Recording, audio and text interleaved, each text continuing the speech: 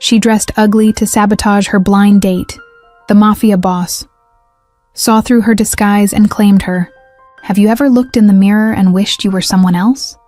Not prettier, not richer, but invisible? For most, beauty is currency.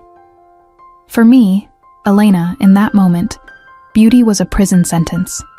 An arranged marriage to a man rumored to have a heart made of ice and hands stained with sins. I had one single chance to escape. Make him reject me. Make the monster look at me and run. What I didn't know was that real monsters aren't afraid of the ugly. They fall in love with the chaos. The stench of cheap hairspray filled the small bathroom, a chemical fog that scratched the back of my throat.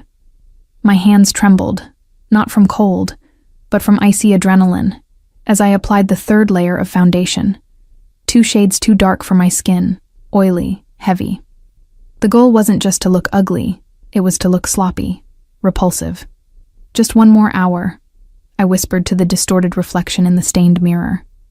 You just need to be unbearable for 1 hour. I adjusted the glasses.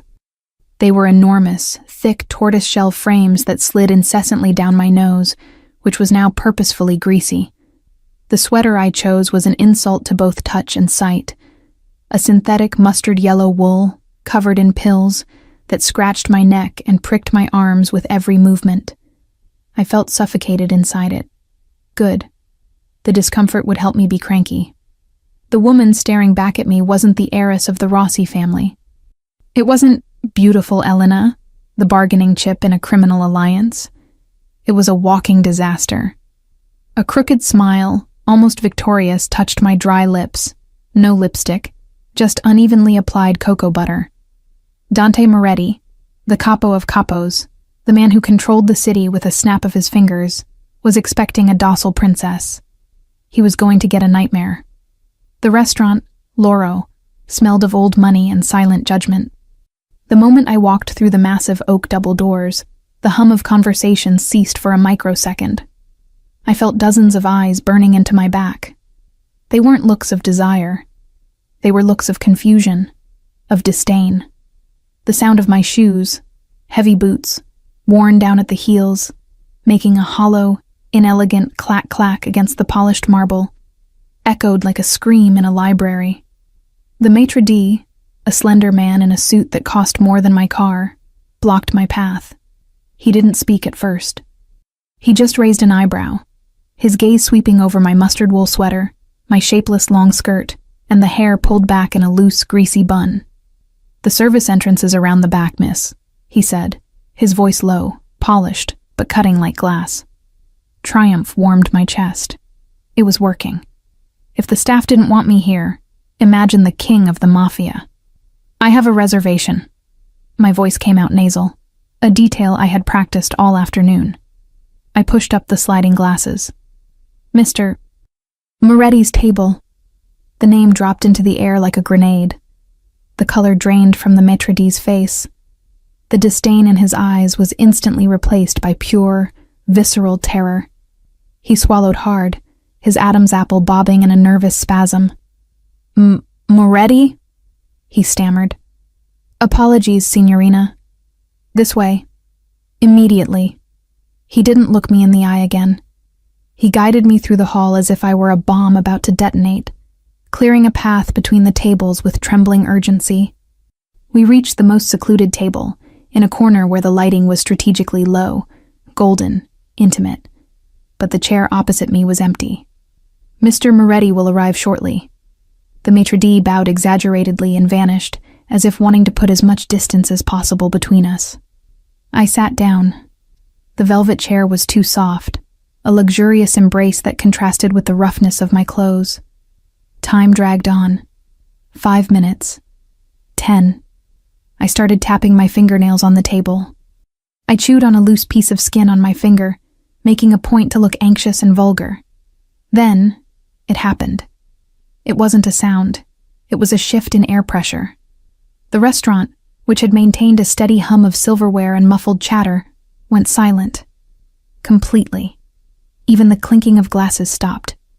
It was as if someone had sucked all the oxygen out of the room. A cold shiver raced up my spine, ignoring the thick wool of the sweater. My body reacted before my mind could, the prey instinct alerting that the predator had entered the clearing. I looked up, adjusting the heavy glasses. He was there. Dante Moretti. The photos in the newspapers didn't do justice to the aura he projected. He was tall, imposing, occupying space with an authority that needed no words. The black suit, bespoke tailored, hugged broad shoulders and a military posture. But what paralyzed my lungs was his face. Hard lines, carved from granite. A 5 o'clock shadow, dark and precise, shading a locked jaw. And the eyes. God. The eyes. They were dark, black abysses that seemed to absorb the light around them. And they were locked on me. He walked to the table. Every step was deliberate, silent, lethal. The world around him seemed to fade. Only he and the gravity he exerted existed. Be repulsive, Elena. Be his nightmare. My mind screamed, trying to overcome the panic that made my heart hammer against my ribs. He stopped in front of the table. He looked down. I waited for the disgust. I waited for the wrinkled nose, the look of scorn the maitre d' had given me, the immediate turning of his back. Go away, I begged mentally. Go away and tell my father I am an embarrassment. Dante didn't move. He tilted his head slightly to the side, like a wolf analyzing a curious creature he had just found in the forest. The silence stretched, taut, ready to snap. Then, he pulled out the chair. The sound of wood scraping lightly on the carpet was deafening. He sat down. Elena. His voice was gravel, a deep vibration I felt in my stomach more than I heard with my ears. It wasn't a question. It was a statement. You're late, I snapped, wiping my nose with the back of my hand on purpose. I made an unpleasant sniffing sound. I hate waiting. I have more important things to do, you know? Like organizing my rock collection. The insult hung in the air. Speaking like that to a capo was, theoretically, suicide. Dante blinked. Slowly. And then, the impossible happened. The hard line of his mouth curved. Not in a sneer, but in a small, almost imperceptible smile that softened the corners of his eyes. Rock collection? He repeated, his voice tinged with amusement. Fascinating. I froze. He was supposed to be annoyed. Yeah, I insisted, crossing my arms, the wool scratching my wrists. Rocks, lint, and dust. I'm very busy. So if we can just get this over with. I know you don't want to be here. Look at me. I pointed to my own face, to the oily makeup, to the crooked glasses. Clearly I'm not what you ordered from the trophy wife catalog. Dante leaned back in his chair. He looked relaxed, comfortable, as if he were watching his favorite movie. The waiter, he said, completely ignoring my self-deprecating speech. He raised 2 fingers. Immediately a waiter appeared out of nowhere, visibly trembling. Yes, Don Moretti. The young lady looks cold, Dante said. His tone was casual, but there was steel underneath. She is shivering. Bring the most full-bodied wine we have, and turn up the temperature of the air conditioning in this zone, now. But sir, the waiter looked at my thick wool sweater, confused. I was sweating, not cold. The thermostat is central. Dante turned his face to the waiter. The movement was slow. The look he cast at the man was terrifying. It was the look of someone who decided who lived and who died before breakfast. Did I stutter? The waiter paled so much he looked transparent. No, sir. Immediately, sir. And he ran. I turned my gaze back to Dante, stunned. He had just threatened an employee to turn up the heat. For me? I'm not cold, I grumbled, pulling at the collar of the sweater that was suffocating me. I'm hot. This wool is horrible. Then take it off, he suggested, his eyes fixed on mine. There was a glint there. Intelligence. He was seeing something. No. I crossed my arms tighter. It's my lucky sweater. Lucky sweater, he repeated, the flavor of the word rolling off his tongue. He rested his elbows on the table, invading my personal space. His scent hit me full force. Sandalwood, expensive leather, and something metallic, dangerous and addictive. And what do you need luck for, Elena? To hide? My heart stopped for a second. I don't know what you're talking about. He reached out. I froze. His hand was large, long fingers, calloused palms, but with impeccably manicured nails. He moved his hand toward my face. I wanted to recoil, but my body betrayed my brain. I stayed motionless. His fingers, warm and rough, touched the frame of my ridiculous glasses. With a delicacy I didn't think possible in a man of that size, he pushed the glasses up, adjusting them on my nose. The touch grazed my skin. It was like an electric shock. A hot shiver went down to the tips of my toes. Your glasses were slipping, he whispered. His voice was dark velvet. It would be a shame to hide those eyes. I blinked, confused. My eyes were mascara-free, surrounded by dark circles drawn with purple eyeshadow. My eyes? My voice came out shaky, betraying my nervousness. They are ordinary. No, he disagreed. And for the first time, I saw the full intensity of his obsession born. There was no disgust. There was no pity. There was hunger. A contained, patient hunger. They are defiant. He leaned back again, picking up the menu without looking away from me. You can order whatever you want, Piccola. He opened the leather menu. But I suggest you stop trying to scare me. I live with killers, traitors, and thieves every day. He lowered the menu just enough for his black eyes to trap mine again. A beautiful woman dressed in her grandmother's clothes is the most refreshing thing I've seen in 10 years. The air vanished from my lungs. He knew. Not only did he know, he was enjoying it. I'm not beautiful, I insisted, desperate, gripping the edge of the table. I'm a disaster. I chew with my mouth open, I snore. Dante let out a low, husky laugh. The sound was so unexpected, so genuinely masculine and sexy, that I felt my legs go weak under the table. You can try all you want, Elena, he said, closing the menu with a soft thud. You worked so hard to build this fortress of ugliness. But you made a mistake. What mistake? I asked, breathless. He leaned forward, his voice dropping to an intimate secret, just for the two of us in the middle of that crowded restaurant. You forgot that rough diamonds still shine in the dark. He brought the water glass to his lips, drinking slowly, his eyes never leaving mine. And I am a very greedy man. I never leave a diamond behind. I felt panic rise, mixed with a new emotion, hot and dangerous, that I didn't want to name. Attraction.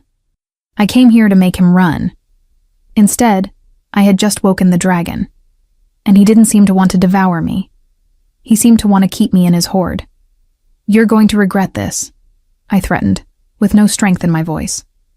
I doubt it, he replied, and picked up a linen napkin, extending it to me. Your forehead is sweaty, mio amore. May I? Before I could answer, he leaned in and with devastating tenderness, wiped the bead of fake sweat from my temple. The gesture was possessive. Careful. I was lost. The monster wasn't a monster. He was something much worse. He was the man who saw right through me, and he wasn't going to let me go. Dinner arrived like a death sentence served on fine porcelain. I had ordered the most difficult, messy, and inelegant dish on the menu, spaghetti al nero di sepia, squid ink pasta. It was a military strategy disguised as a meal. The black ink would stain my teeth, my lips, and with any luck, it would splatter onto my hideous mustard sweater, creating a masterpiece of chaos. When the waiter deposited the steaming plate in front of me, the scent of the sea and garlic rose up, intense and pungent. I looked at James. He had a rare steak before him, cooked to bloody perfection, but he wasn't eating. He was watching me. He held his glass of red wine by the stem, swirling the liquid in a hypnotic rhythm. The dark ruby of the wine caught the dim light of the restaurant, reflecting the predatory glint in his eyes. Buon appetito, Mia, he murmured. The way he said my name, savoring every vowel, made my stomach turn in a way that had nothing to do with hunger. I grabbed my fork like it was a shovel. I twirled an obscene amount of pasta, ensuring thick black strands hung down, dripping dark sauce. "Thanks," I said with my mouth full, chewing noisily. I waited for the recoil. I waited for him to look away, embarrassed by the uncouth creature he was stuck with. James simply brought the glass to his lips, hiding a smile. He wasn't disgusted. He looked like he was watching a private show where only he understood the punchline. "You eat with passion," he commented, setting the glass down. "I like that. Most women they bring here eat like frightened birds. You eat as if it's your last meal." I choked. I coughed, bringing my hand to my mouth, which was now stained with ink. "Maybe it is," I retorted, chugging water loudly. "They say marrying you is the end of life, isn't it?" Silence fell over the table again. I had touched a nerve. His reputation. The Butcher of Naples. That's what the newspapers called him when they thought no one was listening. James didn't blink. His expression hardened, but not at me. He looked at nothing for a second, and a shadow passed over his face. The solitude of absolute power. "Life ends in many ways, Piccola," he said, his voice low, vibrating through the table and resonating in my bones. "Sometimes, it ends when you try to be someone you're not just to please others. With me," he leaned forward, invading my space again. "With me, you would never need to pretend." My heart skipped a beat. He was dismantling my defenses, brick by brick, without even raising his voice. I continued eating, but the food had lost its taste. I felt exposed. The wool of the sweater seemed to weigh a ton, scratching against my neck. When we finished, or rather, when I gave up trying to scare him off with my lack of table manners, he signaled for the check. He didn't even look at the total. He just tossed a matte black card onto the silver tray. "Let's go," he ordered, standing up. His height was overwhelming close up. I stood up too fast. My heavy boots caught on the leg of the table. It wasn't theater. It was pure clumsiness. I stumbled, my arms windmills in the air, about to face-plant onto the marble floor and complete my humiliation. But I never hit the ground. An arm of iron wrapped around my waist. The impact was solid, firm. I was pulled against a chest as hard as a concrete wall. His scent enveloped me completely now. It was intoxicating, a mix of sandalwood, expensive tobacco, and that metallic tang of danger. For a second, I was just a rag doll in his arms. "Careful," he whispered near my ear. His breath hit my sensitive skin, making the fine hairs on the back of my neck stand up. "I've got you." He didn't let go immediately. He held me there, pressed against him, stabilizing my balance, but also testing. Feeling? I'm clumsy, I stammered, trying to pull away, but his hands were firm. "I noticed," he said, and there was that dark amusement in his voice again. He released me slowly, as if reluctant to let go. We walked toward the exit. I felt dizzy. In the entrance hall, while we waited for the valet, a couple passed us. The woman was stunning, a red silk dress that clung to her like a second skin, diamonds dripping from her ears, perfect hair, the exact opposite of me. She looked at James with undisguised desire. Then, her gaze slid to me. Her smile transformed into a grimace of scorn. She nudged her partner and whispered something loud enough to be heard. "Mio Dio, what is the great Moretti doing with the cleaning lady? Must be hard times for the Mafia." Her giggle was high-pitched, cruel. I shrugged, used to it. This was exactly what I wanted, wasn't it? For the world to see that I wasn't fit for him. But then, the air froze. James stopped. He let go of my hand, which he had taken to guide me, I realized with a delay, and turned his body slowly toward the couple. The shift was terrifying. The seductive, amused man from dinner vanished. In his place stood the Don, death in an Armani suit. The woman's partner paled instantly, recognizing who was standing in front of him. "Mr. Moretti," the man began, his voice trembling. James ignored the man. He focused his black eyes on the woman in red. She stopped laughing. The smile died on her lips, replaced by a fear that made her knees visibly shake. "Apologize," James said. His voice wasn't loud. It was calm. A terrible calm, like the sea before a tsunami. "What?" the woman stammered. "You insulted my companion." James took a step forward. His shadow seemed to swallow the couple. "You insulted the future Mrs. Moretti, and by extension, you insulted me." The silence in the hall was absolute. Even the valets didn't dare breathe. I didn't know." She started to tear up. "Apologies," James repeated. "Now, or I will ensure you never enter an establishment in the city again without tasting fear." "I'm sorry," she cried out, almost hysterical, looking at me. "I'm sorry, Signora. It was a mistake. I'm an idiot." I was paralyzed. No one had ever defended me like this. My father would have laughed along with her. My ex-fiancé would have agreed. James held her gaze for another torturous second, then turned to me. The coldness vanished from his eyes instantly, replaced by a soft concern. "Are you okay?" he asked, completely ignoring the couple fleeing into the night. "You didn't have to do that," I whispered. She was right. I look like a cleaning lady. James brought his hand to my chin, tilting my face up so I was forced to face him. "You look like the only real thing in this place, Mia."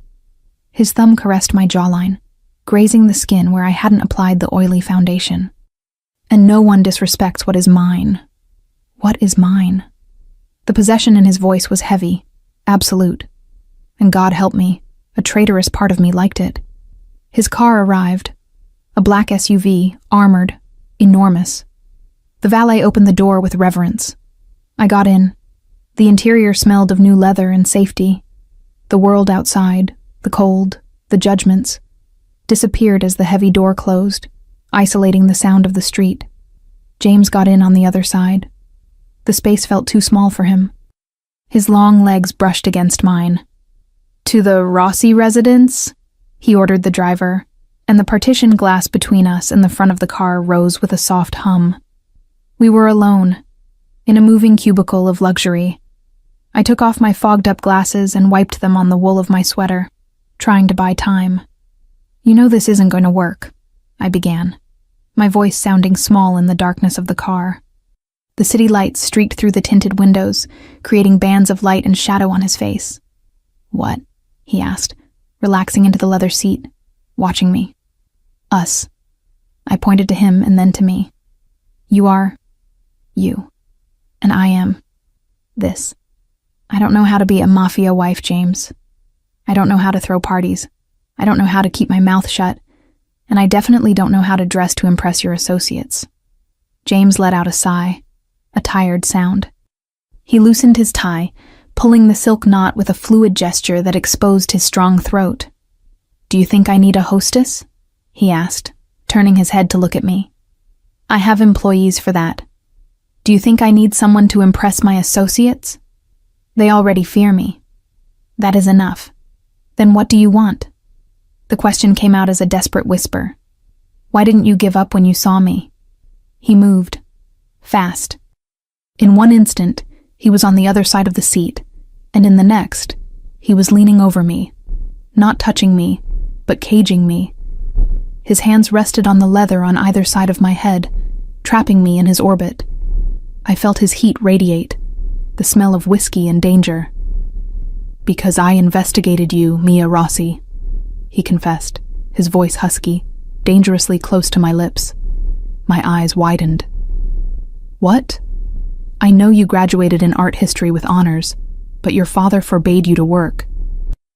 He listed the facts, each one bringing his face a centimeter closer to mine. "I know you sneak out of the house at night to feed stray cats at the docks, in an area where even my men don't like to go alone. I know you hate injustice more than you hate yourself." Tears pricked my eyes. He knew. He saw me. "And I know," he continued, his voice dropping to a whisper that vibrated down my spine, "that you are wearing this disguise because you think freedom is more important than power." He reached up and, with infinite care, pulled a pin from my messy bun. My brown hair, heavy and silky, tumbled down over my shoulders, freeing itself from the oily constraint. "You are a rebel, Mia." He wound a strand of my hair around his finger. "And I am tired of women who only say yes. I want the fire. I want the fight." I could barely breathe. The tension in the car was electric. Every nerve in my body was screaming to kiss him or run. I didn't know which impulse was stronger. "I will make your life hell," I warned, my voice trembling. James smiled. That wolfish smile, predatory and possessive. "I already live in hell, amore." He pulled away slowly, returning to his side of the seat, but leaving the burn of his presence on my skin. Maybe it's time I had a queen to rule it with me. The car came to a gentle stop. We had arrived. The gates of my father's mansion were opening. The driver opened the door for me. The cold night air rushed in, breaking the bubble of heat and intimacy. I got out of the car, my legs feeling like jelly. "Mia," James called out. I turned. He didn't get out of the car. He sat in the shadows, only his eyes glinting. "The sweater," he said. I looked down at the hideous mustard wool. "What about it?" "Burn it," he ordered softly. "Not because it's ugly, but because it scratches your skin, and I don't like seeing your skin irritated." He signaled the driver. The door closed. I stood on the sidewalk, watching the red taillights of the SUV disappear into the night. I touched my face, where he had wiped the sweat, where he had adjusted my glasses. My skin tingled. I had worn armor to repel a monster, but the monster had seen the woman underneath. And worse, he had decided to protect her. I walked into the house, and for the first time in years, I looked in the hall mirror, hair down, lips swollen from biting them in nervousness, eyes shining with a new life. I was in danger. The sweetest, most terrible danger in the world. The sound of the doorbell didn't just ring. It echoed through the hollow hallways of the Rossi mansion, like a gavel striking a judge's desk. It was 10 now a.m. on a Saturday. I was still in my pajamas, an oversized, faded t-shirt that had seen better decades and flannel pants with a hole in the knee. I had planned to spend the day sulking, perhaps planning a second attempt at sabotage. Maybe I could fake a contagious skin disease, or start speaking in tongues. "Mia!" My father's voice boomed from the foyer, laced with a panic that only one man could inspire. "Get down here! Now!" I dragged myself out of bed. I didn't bother brushing my hair. If James Moretti was here, he deserved to see the reality of his investment. The mess. The apathy. I walked down the grand staircase, my bare feet silent on the cold marble. The foyer was crowded. My father stood there, wringing his hands, looking smaller than I had ever seen him. Next to him was my stepmother, nervously adjusting her pearls. And in the center of the room, sucking all the air out of the space, was James. He wasn't in a suit today. He was wearing casual clothes, dark jeans that fit his muscular thighs with criminal perfection, a black t-shirt that clung to his chest, and a leather jacket that looked like it had seen wars. He looked younger, more dangerous, and infinitely more attractive. He was flanked by two men, giant, silent sentinels with earpieces who scanned the room for threats. James looked up as I descended. His dark eyes locked onto mine. He didn't look at my father. He didn't look at the expensive art on the walls. He looked at my messy hair, my old t-shirt, my bare feet, and he smirked. "Good morning, Piccola," he said. His voice was a deep rumble that seemed to vibrate through the floorboards and up into my soles. "You're early," I said flatly, stopping on the last step. "I haven't had my coffee. I'm not pleasant before coffee." My father gasped. "Mia, apologize immediately. Don Moretti is—" James raised a hand, one finger. My father silenced himself instantly, the words dying in his throat. The power dynamic was brutal and immediate. In this house, my father was the tyrant. But in the world, James was the god. She doesn't need to apologize, James said, walking toward me. He stopped at the base of the stairs, forcing me to look up at him. And I brought coffee. He gestured to one of his guards, who stepped forward with a cardboard carrier holding 2 steaming cups and a brown paper bag that smelled like heaven. Fresh pastries. I blinked. You brought coffee? Black, 2 sugars, and a sfogliatella. James recited my order perfectly. I told you, Mia. I do my research. He took the cup and extended it to me. I hesitated. Taking it felt like accepting a bribe. It felt like surrender. But the smell of the roasted beans was hypnotic. I took the cup. Our fingers brushed. The spark was there again. That annoying, traitorous jolt of electricity that made my heart stutter. Go get dressed, he commanded softly, taking a sip of his own coffee while watching me over the rim of the cup. I'm not going anywhere, I argued, clutching the warm cup like a shield. It's Saturday. My schedule involves staring at the wall and regretting my life choices. James chuckled. It was a low, dark sound. Cancel your appointments with the wall. We have work to do.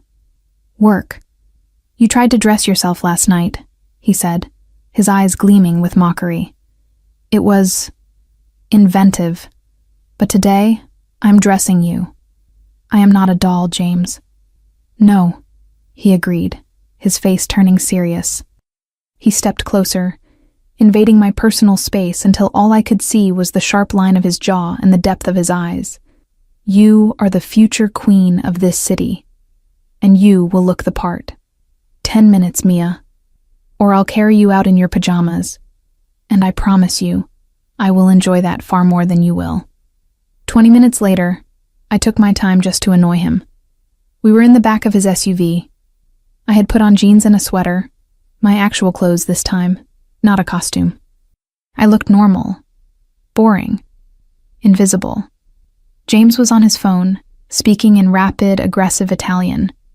I caught words like shipment, dock, and blood. He was organizing a criminal empire while I finished my pastry. The contrast was absurd. He hung up and looked at me. The switch was instantaneous. The ruthless Don vanished, replaced by the intense, observant man who seemed fascinated by the crumbs on my lip. Better, he noted, looking at my clothes. But still hiding. Comfort is not hiding, I defended. Baggy gray cotton is hiding, he corrected. You wear clothes like armor, Mia. You think if you look plain enough, no one will target you. No one will hurt you. I looked out the window, watching the city blur by. It worked for 24 years. It worked because you were irrelevant, he said brutally. You are not irrelevant anymore. You are mine. The car slowed down. We weren't in the commercial district. We were on Via dei Mille, the most exclusive street in the city. The kind of place where price tags didn't exist, because if you had to ask, you couldn't afford it. The car stopped in front of a sleek minimalist boutique with no name on the door, just a golden handle. Wait, I panicked slightly. This place? You need an appointment 6 months in advance just to breathe the air in there. I don't make appointments, James said simply, unbuckling his seatbelt. I make phone calls. The moment we stepped onto the sidewalk, the door opened. The manager, a woman with a severe bob cut and impeccable posture, was waiting. She looked terrified. Don Moretti. She bowed her head. Welcome. The store is yours. We have cleared the other clients. I froze. He had closed down the most expensive store in the city? For me? James placed a hand on the small of my back. It was possessive, warm, and guiding. He pushed me gently inside. After you, Tesoro. The interior smelled of lavender and money. Racks of silk, velvet, and cashmere lined the walls. It was a temple of fashion, and I felt like a heretic. I don't belong here, I whispered to James as the manager scurried off to fetch champagne. You are the only one who belongs here, he murmured near my ear. Everything else is just fabric. You are the life. He sat on a plush leather sofa in the center of the room, spreading his legs comfortably, claiming the space as his throne. Bring everything, he told the staff. The winter collection, the evening gowns, and the red one in the window. The next hour was a blur of torture and luxury. I was shoved into changing rooms, draped in fabrics that cost more than my college tuition. I tried on a blue dress. Too docile, James critiqued from the sofa, sipping champagne. Next, I tried a floral print. Too innocent. You're not a flower, Mia. You're a storm. Next, I was getting frustrated. I came out wearing a black pantsuit, sharp, tailored, severe. James paused. He leaned forward, resting his elbows on his knees. His eyes traveled up my legs, over my hips, lingering on the V neckline. Better, he growled. But it's business. I want danger. The manager returned with the dress. The red one. It was a slip dress made of heavy silk, the color of fresh arterial blood. Thin straps. A cowl neck. A slit that went up to my thigh. I can't wear this, I told the assistant in the dressing room. It's too much. It shows everything. It's magnificent, Signorina, the assistant whispered, awestruck. Please. For him. I took a deep breath. Why did I care what he thought? I hated him. I hated this arrangement. But when I looked in the mirror, the woman staring back wasn't the sad, invisible girl. She was powerful. The red ignited my skin. The cut highlighted curves I didn't know I had. I stepped out. The boutique went silent. James was looking at his phone. He sensed the silence and looked up. His phone slipped from his hand. It hit the carpet with a dull thud. He didn't notice. He didn't speak. He didn't smile. He just stared. His pupils dilated until his eyes were almost entirely black. The air in the room grew heavy, charged with a sexual tension so thick it felt like smoke. He stood up. Slowly, like a predator stalking prey that had finally stopped running. He walked toward me. The shop assistants evaporated into the background, sensing they needed to disappear. James stopped inches from me. He didn't touch me. Not yet. He just let his eyes devour me, tracing the line of the silk over my hips, the dip of my waist, the swell of my chest. I was wrong, he said, his voice a rough rasp. It's too ugly, I asked, my voice trembling. No. He shook his head, looking almost angry. I was wrong to think I could handle this. Handle what? You, he whispered. In red. He reached out. His knuckles grazed my bare shoulder. My skin burned under his touch. He traced the thin strap of the dress with a finger, as if testing its strength, as if wondering how easy it would be to snap it. This dress, he murmured, his gaze locking onto mine, intense and scorching. It is a weapon, Mia. You could start a war wearing this. Maybe I want to start a war, I breathed, surprised by my own boldness. The dress was doing something to me. His gaze was doing something to me. James smiled, a wicked, satisfied smile. Good, he said, because I love a good fight. He moved behind me. I watched us in the floor-to-ceiling mirror. Him, dark, towering, lethal in his leather and denim. Me, burning in red silk, looking like the sinner he wanted me to be. He placed both hands on my shoulders, his grip heavy, grounding. He leaned down, his lips brushing the sensitive skin below my ear. I shivered, my eyes fluttering closed. Look at the mirror, he commanded. I opened my eyes. Tell me what you see, he demanded. I see a fraud, I whispered, the old insecurity clawing back. A girl playing dress-up. Liar, he growled, his hands tightening slightly. Look closer. I see a queen. I see the only woman in this city with the spine to stand up to me. I see my wife. I'm not your wife yet. Paperwork, he dismissed. You were mine the moment you walked into that restaurant looking like a disaster. You think I fell for the dress? No. I fell for the woman who had the guts to wear it. He moved his hands down my arms, a slow, friction-heavy caress that made my knees weak. Take it, he said to the reflection. Own it. This beauty. It is yours. It is not for your father to sell. It is not for society to judge. It is yours to wield, and I am just the man lucky enough to hold the weapon. Tears pricked my eyes, not of sadness, but of overwhelm. He was giving me something I never had. Agency. Power. He wasn't telling me to be pretty for him. He was telling me to be dangerous for myself.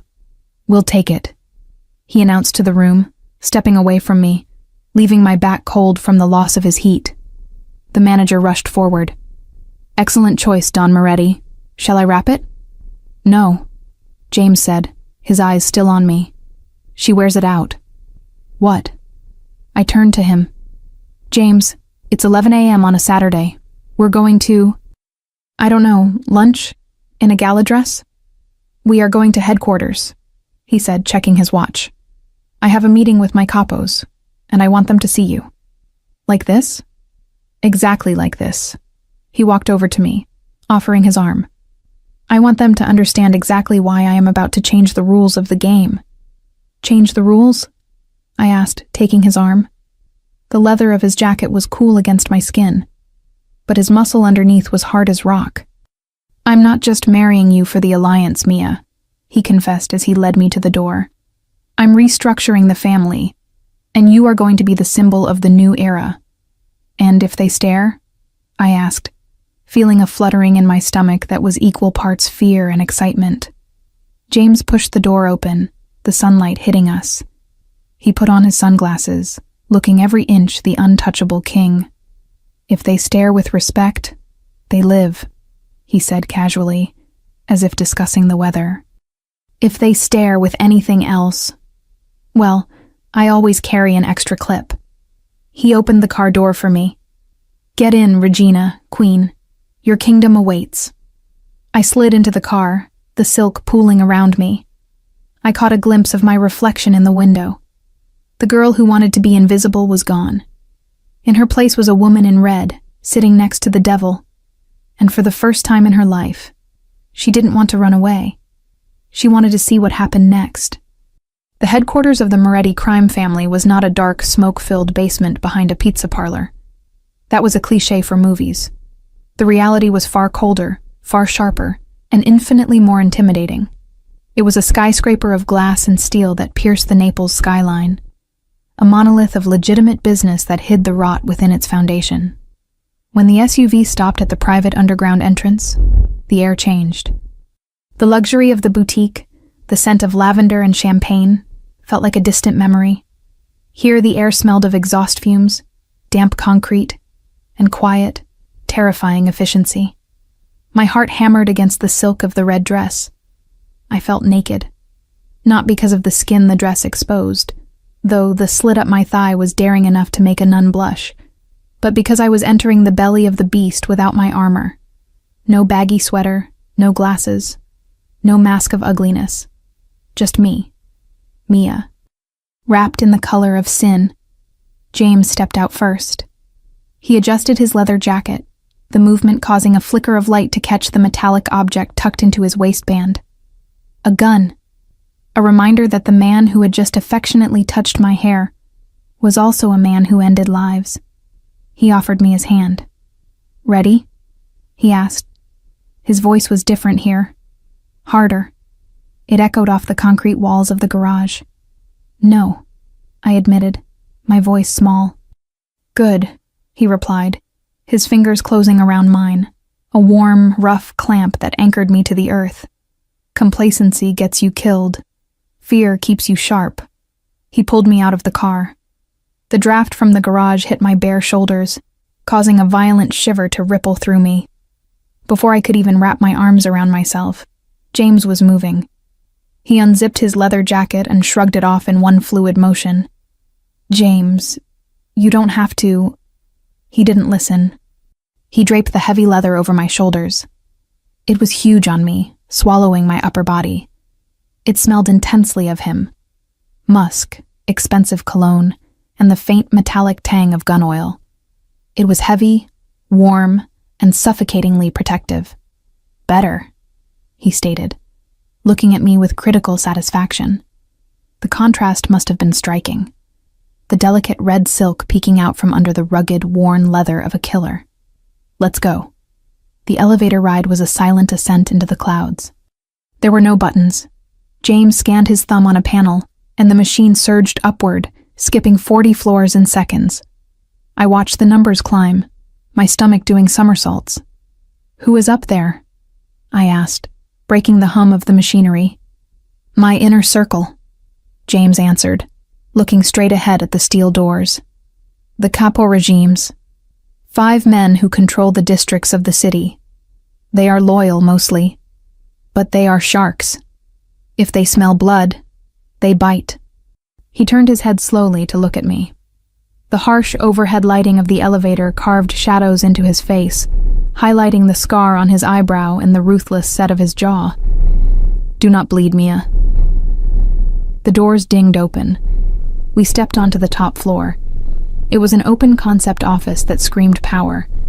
Floor-to-ceiling windows offered a panoramic view of the Bay of Naples, the water glittering deceptively peaceful below. But the focus of the room was the massive mahogany table in the center, around which 5 men sat. The conversation in the room died instantly. 5 pairs of eyes snapped to us. I felt the weight of their stares physically, like stones being placed on my chest. They looked at James with respect. Yes, but they looked at me with confusion. Who brings a woman in a red dress and an oversized leather jacket to a war council? James didn't pause. He didn't introduce me. He didn't explain. He walked to the head of the table, his hand resting possessively on the small of my back, guiding me. He pulled out the chair to his immediate right, the seat of honor, usually reserved for the consigliere. "Sit," he commanded softly. I sat. The leather jacket slipped slightly off one shoulder, revealing the strap of the red dress. A collective intake of breath went through the room. James took his seat at the head of the table. He didn't look at his men. He looked at me. He reached for the crystal pitcher of water in the center of the table and poured a glass. He placed it in front of me, his fingers lingering on the cool glass for a second. "Hydrate," he murmured, loud enough for everyone to hear. "You had a long morning." Only then did he look up. His eyes swept the table, cold and flat. "Gentlemen," he said, "we have a problem at the docks." The meeting began. For 20 minutes, I was a ghost. They spoke in rapid-fire Italian dialect, discussing unions, payoffs, and police rotations.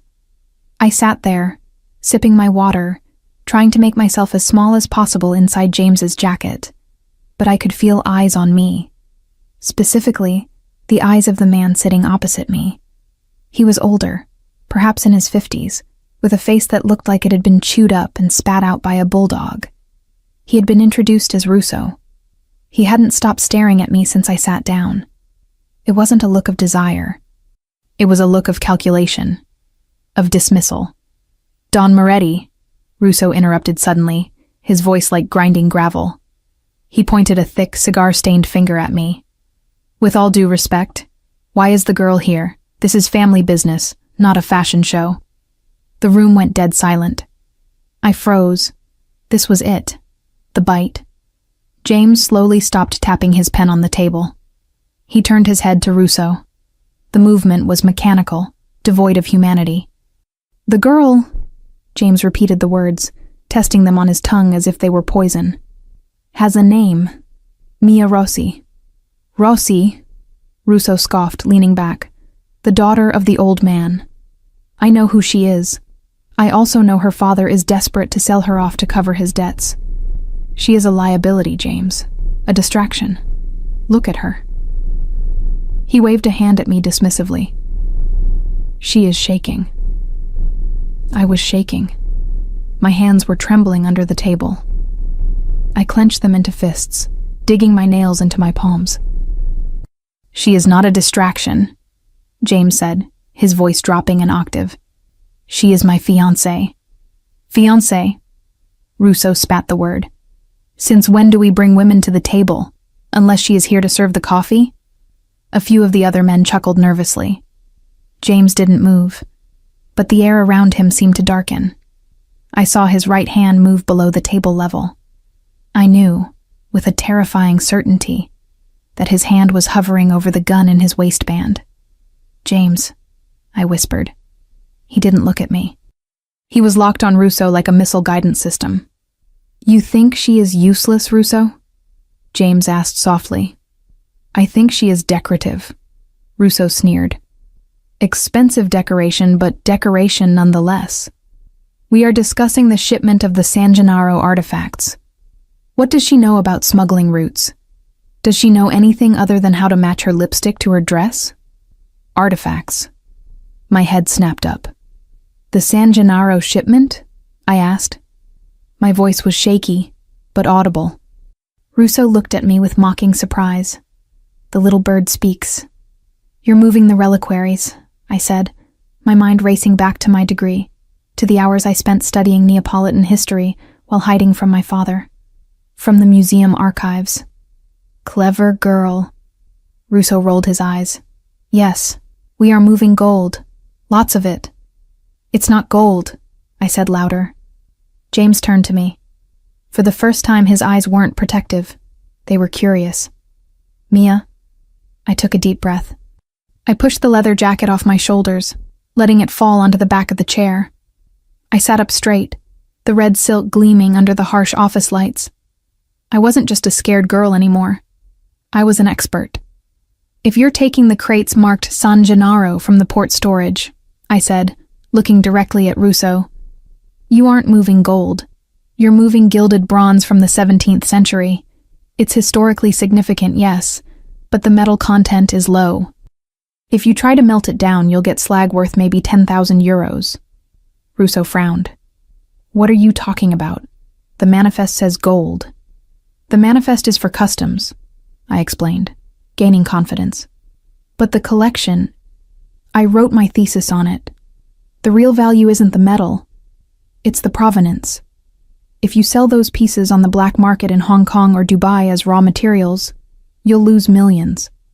But if you sell them to a private collector as intact historical pieces..." I looked at James. He was watching me with an intensity that made my toes curl. He wasn't looking at my body. He was looking at my mind. "How much?" James asked me. "Intact?" I calculated quickly. "If you have the bust of the saint, maybe 5 million. Melted down? $300. Silence. Absolute stunned silence. Russo looked pale. We were planning to melt it, to avoid tracing." "Then you were planning to burn $5 million, I said, crossing my arms over my chest. James slowly turned his gaze back to Russo. A smile, sharp, cruel, and terrifying, spread across his face. "It seems," James said, his voice dripping with venomous delight, "that the decorative girl just saved us more money than you have earned in the last decade. Russo." Russo opened his mouth, but no sound came out. He looked from me to James, realizing his mistake. He had attacked the weak link, only to find out the link was made of steel. "We changed the plan," James announced to the room, taking charge effortlessly. "We do not melt. We crate them for private auction. Mia will review the inventory list to ensure we identify the high-value targets." He turned to me. "Will you do that for me, Tesoro?" It wasn't an order. It was an offer. A partnership. "Yes," I said breathlessly. "Good." James reached out. In front of everyone, in front of the sharks, the killers, the doubters, he took my hand. He brought it to his lips and kissed my knuckles, his eyes never leaving Russo's face. It was a clear message. She is not just my woman. She is my equal. Meeting adjourned, James barked. "Get out." The men scrambled. Even Russo gathered his papers with fumbling hands, unable to leave fast enough. Within 30 seconds, the room was empty. Just me, James, and the panoramic view of the city.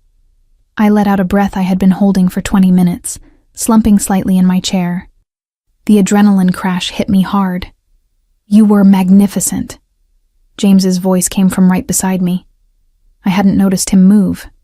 He spun my chair around so I was facing him. He was leaning against the table, his legs spread, looking down at me with an expression I couldn't quite place. Pride? Lust? Both. I knew about the statues, I stammered, feeling shy again now that the battle was over. I didn't want you to lose money. I don't care about the money, James said, reaching out to tuck a loose strand of hair behind my ear. His fingers lingered on my neck, his thumb tracing the pulse that was still racing there. I care that you stood up to him. You didn't hide, Mia. You fought. I was terrified, I admitted. That makes it bravery, he countered. His hand moved from my neck to my shoulder, sliding down the bare skin of my arm until he held my hand. Russo is a dog that barks at anything he doesn't understand. He saw beauty, and he assumed weakness. You proved him wrong. He pulled me up from the chair. I stood between his legs, the red silk brushing against his denim jeans. The friction was electric. You fit, he murmured, his gaze dropping to my lips. In this room, in this life, you fit, Mia. I don't know if I want to fit, I whispered. This world, it's dangerous, James. Those men work for me, he interrupted, his voice fierce. He wrapped his arms around my waist, pulling me flush against him. The leather jacket I had discarded lay on the chair, but I didn't need it anymore. His heat was enough. And now, they answer to you. Because you are with me. He lowered his head, his forehead resting against mine. I told you I was a greedy man, he breathed, his scent filling my lungs. I wanted your beauty. I wanted your fire. But now I want your mind too. I want all of it. My hands instinctively came up to rest on his chest. I could feel his heart beating. Steady, strong, rhythmic. And what do I get? I asked, a ghost of my old defiance resurfacing. I save you millions, and I get what? A headache and a scary fiancé? James laughed. A real laugh this time, vibrating against my chest. You get whatever you want, he promised. He pulled back slightly to look me in the eyes. You want to run a gallery? I'll buy you the biggest one in Naples. You want to save every stray cat in Italy? I'll build a sanctuary. You want Russo's tongue on a platter for insulting you? His eyes darkened playfully. I can arrange that by dinner. No tongues, I said quickly. Pity, he smirked. But the offer stands. You are not a prisoner, Mia, not anymore. You are a partner. He checked his watch, the moment of intimacy shifting but not breaking. Now, he said, stepping back but keeping one hand firmly on my waist. We have a lunch reservation. And after that, we are going to see your father. My blood ran cold. Why? James's expression shifted. The loving protector vanished, replaced by the cold king. Because, he said, guiding me toward the elevator, he sold me a diamond for the price of coal. And I think it's time we renegotiated the terms. He made you think you were worthless, Mia. Today, I am going to show him exactly how much you are worth. As the elevator doors closed, shutting out the empty boardroom, I realized something. I wasn't afraid of James anymore. I was afraid for anyone who stood against him. And for the first time in my life, the monster was on my side. The gravel crunched under the massive tires of the SUV. It was a familiar sound, one that used to signal my father's return and the inevitable inspection of my failures. Today, it sounded like an invasion.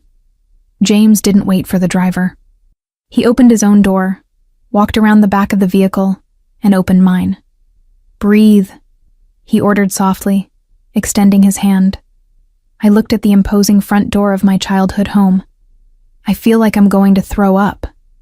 You won't, James said, his voice absolute. Because you are not walking in there as his daughter. You are walking in as my fiancé.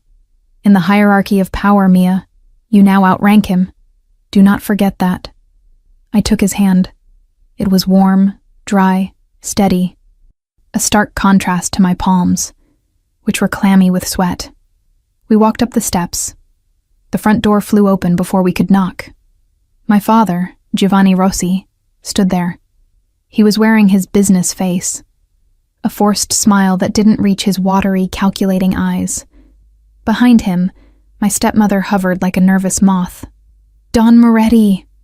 My father boomed, spreading his arms as if welcoming a long-lost brother. "We didn't expect you back so soon. And... Mia?" His voice faltered. He stopped mid-gesture. His eyes traveled from James's face down to me. He blinked. He squinted. It was as if he was trying to process a glitch in the Matrix. I wasn't wearing the baggy gray sweater. I wasn't hunching. The red silk dress flowed around me like liquid fire, the slit revealing a leg clad in sheer stockings and heels that added 3 inches to my height. My hair was loose, wild, framing a face that was no longer hidden behind oily makeup and glasses. "Mia?" he repeated. But this time it was a question. A confused, almost offended question. "Giovanni." James greeted him with a nod that was more of a dismissal than a salutation. He didn't let go of my hand. In fact, he pulled me closer to his side, creating a united front of black leather and red silk. "We need to talk. About the contract." Greed flashed in my father's eyes, momentarily overriding his confusion about my appearance. Of course. The dowry negotiation. "Please, come in." To the study. We walked through the foyer. I noticed things I hadn't before. The carpet was threadbare in spots. The paint was peeling slightly near the ceiling. It wasn't the grand palace I remembered as a child. It was a decaying monument to a man who spent money he didn't have to impress people who didn't care. In the study, my father rushed to sit behind his large oak desk, his throne. He gestured for us to sit in the 2 lower visitor chairs. James didn't sit. He walked to the window, looking out at the overgrown garden. He let the silence stretch. He weaponized it. My father fidgeted, arranging papers that didn't need arranging. "So," my father cleared his throat, unable to bear the quiet. "I assume you, found the girl satisfactory? I know she is a bit plain, and her temperament is difficult, but plain." James repeated the word to the glass window. He turned around slowly. "Is that what you see, Giovanni? Plain?" My father looked at me again. He looked uncomfortable, as if my sudden beauty was an insult to him. "Well, she cleans up, I suppose," he muttered dismissively. "But we were discussing the terms. You agreed to wipe the gambling debt in exchange for her hand. I have the papers here." James walked to the desk. He picked up the contract. He read it in silence, his face an unreadable mask of stone. "You sold her," James said, his voice devoid of emotion. "Like a used car. You listed her defects. Obedient but uninspired. Domestic skills adequate. No higher education." My father shrugged, sweating slightly. "I had to be honest about the merchandise, Don Moretti. I didn't want you to come back claiming fraud later. She's useless for anything other than breeding heirs, we both know that. I was doing you a favor. Useless." The word hung in the air. I flinched. Old habits die hard. James saw the flinch, and the temperature in the room dropped 10 degrees. "Mia," James said, not looking away from my father. "Tell him about the San Gennaro shipment." "What?" My father frowned. "Don't involve her in business. She doesn't understand." "Tell him," James commanded gently. I stood up. My legs were shaking, but the red dress gave me armor. I looked at the man who had told me for 20 years that I was stupid. James's men were going to melt down 17th century bronze busts, I said, my voice gaining strength with every word. Because they didn't understand the provenance. I stopped them. I corrected the valuation. I turned a €10,000 scrap job into a €5 million auction sale. My father's jaw dropped. "What? You? You don't know anything about business." "She has a degree in art history, Giovanni," James interjected smoothly. "With honors. Did you know that?" "Art?" My father scoffed. "A hobby. A waste of time. A hobby that just made me €5 million in 20 minutes, James corrected. He leaned over the desk, planting his hands on the wood. He loomed over my father like a dark angel of judgment. "She is not useless. She is the most valuable asset in this room. The only thing useless here is your judgment." My father turned red. "Now, see here, Moretti. I am still her father. You can't come into my house and—" "I can," James interrupted softly. "Because I own this house." The silence that followed was deafening. What?" my father stammered. "Your gambling debts were not just with me," James explained, as if teaching a child. "You borrowed from the Russians, the Camorra, the banks. You leveraged the deed to this estate 3 times over." James reached into his inner jacket pocket. He pulled out a folded document. "I bought the debt," James said. "All of it. Every cent you owe to every shark in Europe. I own it. Which means I own this house. I own the car outside. I own the shirt on your back." He tossed the document onto the desk. It landed with a heavy slap. "And now," James said, stepping back and holding his hand out to me, "I am taking the only thing of value you ever had, and I am leaving you with the rest." I stared at James. He had bought my freedom, not just via marriage, but he had literally bought the leverage my father held over me. You can't leave me with nothing!" my father cried, standing up, panic setting in. "Mia, tell him about family loyalty." He looked at me. For the first time in his life, he looked at me with need, with desperation. "Mia, please, I'm your papa." I looked at the man who had made me wear ugly clothes to feel safe, the man who had mocked my books, the man who had sold me to pay for his poker losses. Then I looked at James, the man who had wiped my sweat, the man who had put me in red silk, the man who stood between me and the world like a wall of steel. I walked over to the desk.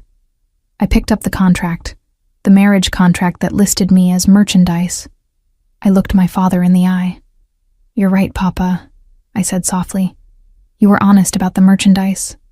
Yes, I was." He nodded frantically. "You said I was uninspired," I continued, "but you were wrong. I'm very inspired." I ripped the contract in half, then in quarters. The sound of tearing paper was the loudest thing in the room. I let the confetti pieces rain down onto his desk. "I'm inspired to leave," I finished. I turned on my heel. The swirl of the red dress caught the air. "James?" I asked. "Yes, Regina?" "Take me home." James smiled. It was the proudest smile I had ever seen. He looked at my father one last time. "You heard the lady," James said. "You have 24 hours to vacate the premises, Giovanni. After that, my men will come to renovate. I suggest you not be here." He turned and offered me his arm. We walked out of the study. We walked through the foyer. We walked out the front door. I didn't look back. The sun had started to set, casting long orange shadows across the gravel driveway. The air felt different, lighter. When we reached the car, James didn't open the door immediately. He pinned me gently against the side of the vehicle, his body pressed against mine, his hands resting on my waist. "Are you okay?" he asked, searching my eyes. I took a deep breath, my lungs filled with air that didn't smell of cigar smoke. "I feel empty, but in a good way, like I just threw out a lot of garbage." James chuckled, leaning his forehead against mine. "That's called freedom, Mia. You bought the debt," I whispered, looking at his lips. "Why? You didn't have to. You already had me." "I didn't want you because of a contract," James said fiercely. "I didn't want you because I forced him. I wanted you to choose." He pulled back slightly. "So I'm asking you now, with no debts, no fathers, no contracts hanging over our heads. Do you want to come with me? If you say no, I will give you the deed to this house, enough money to start your gallery, and I will walk away. You will never see me again." My heart stopped. He was giving me an out. A real one. I could have the money, the freedom, the safety. I looked at his face, the scar on his brow, the darkness in his eyes that only lightened for me. If I chose the money, I would be safe. But I would be alone. If I chose him, I would be in the lion's den. I would be in danger every day. But I would be alive. I reached up. My hands tangled in the hair at the nape of his neck. "I told you," I whispered. "I'm clumsy." "So?" he breathed. "So I think I've already fallen," I confessed. "For the monster." James groaned, a low, primal sound. He didn't ask for permission this time. He took it. He kissed me. It wasn't a gentle kiss. It was acclaiming. It was hungry, desperate, and possessive.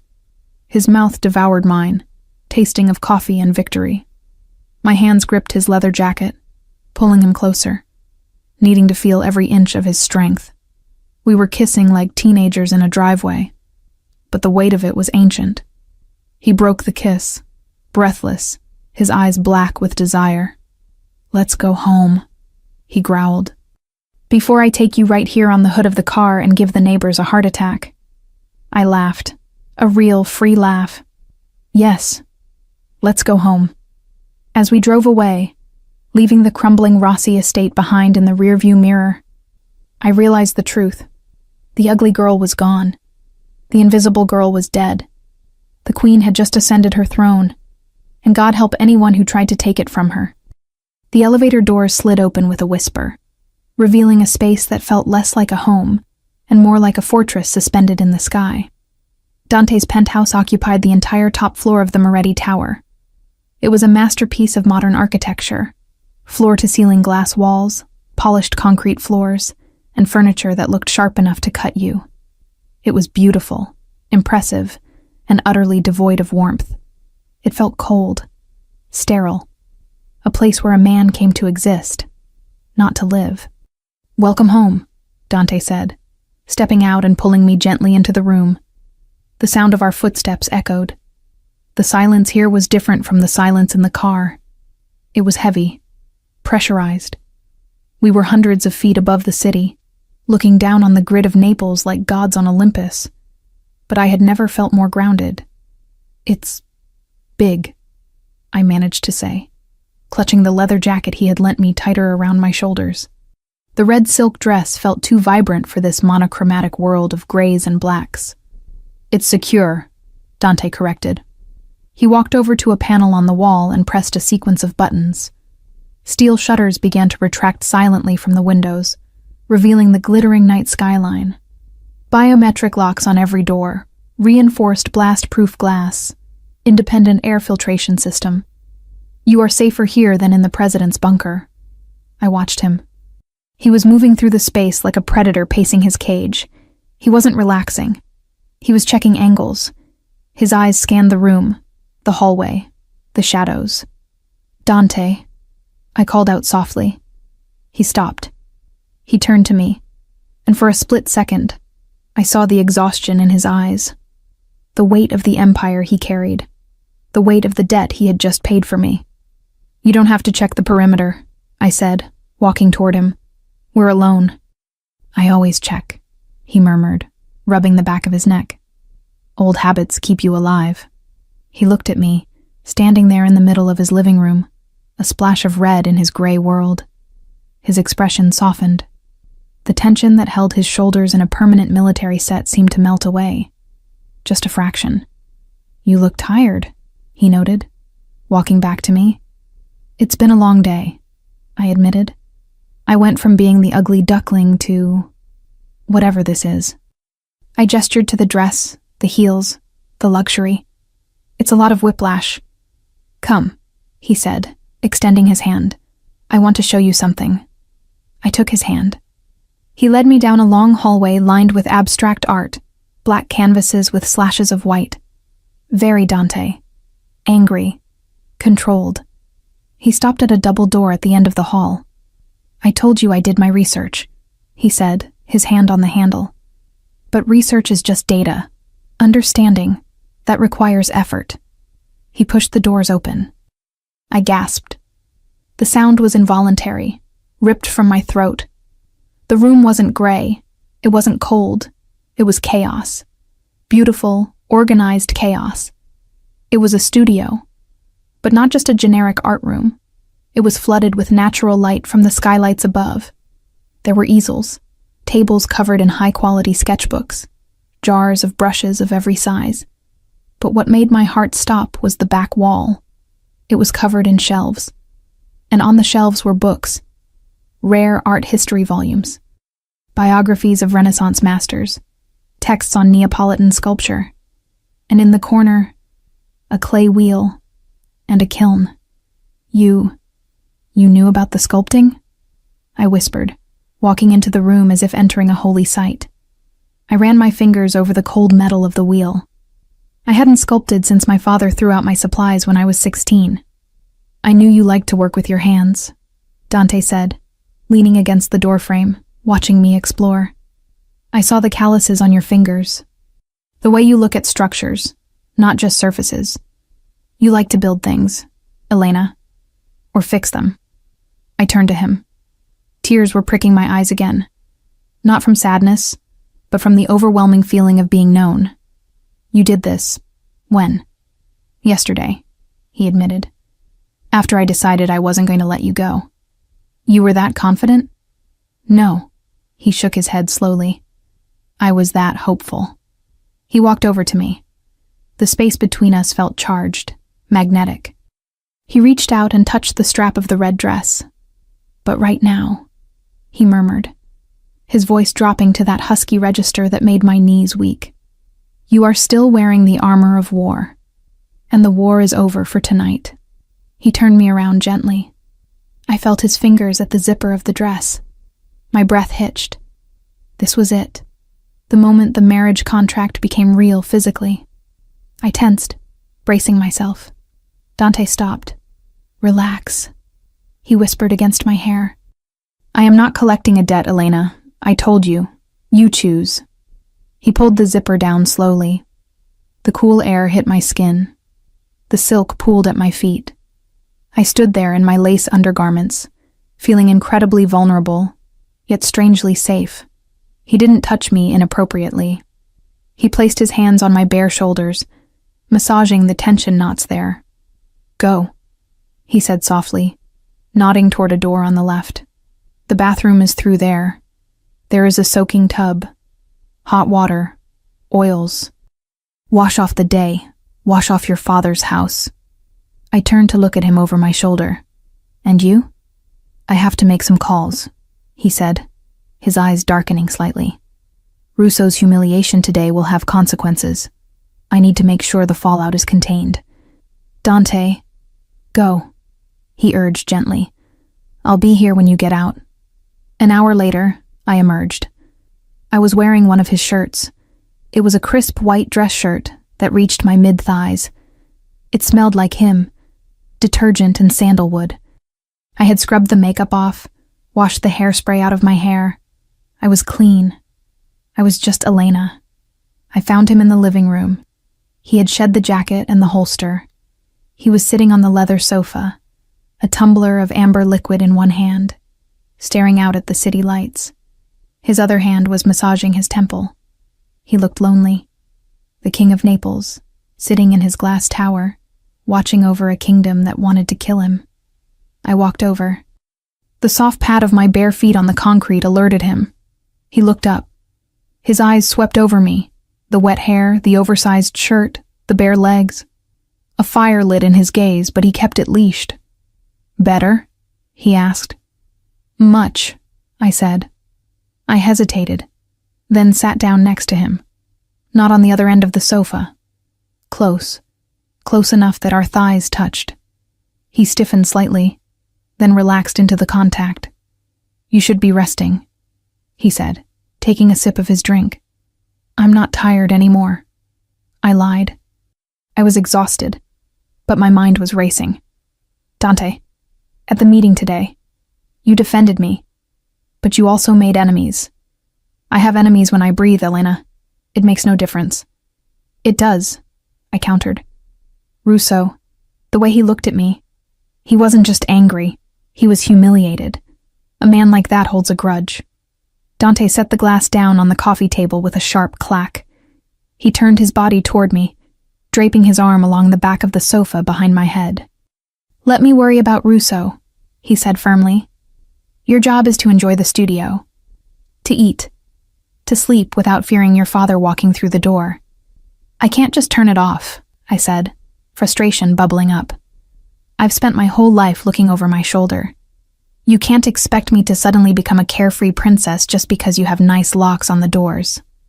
Dante stared at me for a long moment. Then, he did something unexpected. He started to unbutton his shirt. My eyes widened. What are you doing? Showing you, he said calmly. He undid the buttons and shrugged the black shirt off his shoulders. I gasped. His torso was a map of violence. There was a jagged white line running across his ribs, a knife wound, a round puckered scar on his left shoulder, a bullet, faint, crisscrossing lines on his back that looked like whip marks. He wasn't just muscular. He was scarred. He was a living history book of pain.